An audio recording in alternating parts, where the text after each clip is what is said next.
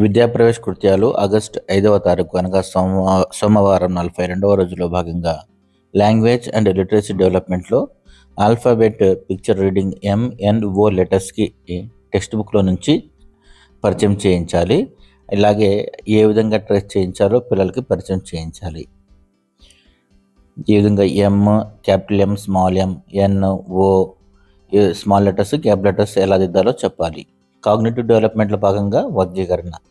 కొన్ని రంగు బ్లాకులు చూపించి రంగు బ్లాకులు లేదా పూసలు తీసుకుని రంగుల ప్రకారం వేరువేరుగా వర్గీకరించమని అడగాలి. ఇవి చిన్న చిన్న సమూహాలు అంటే 2, 3 ఆ విధంగా తీసుకుని ఈ యాక్టివిటీ చేయిస్తే చాలా బాగుంటుంది. ఆ తర్వాత ఫిజికల్ డెవలప్మెంట్లో భాగంగా బెండకాయ అచ్చులతో బొమ్మలు వేయడం.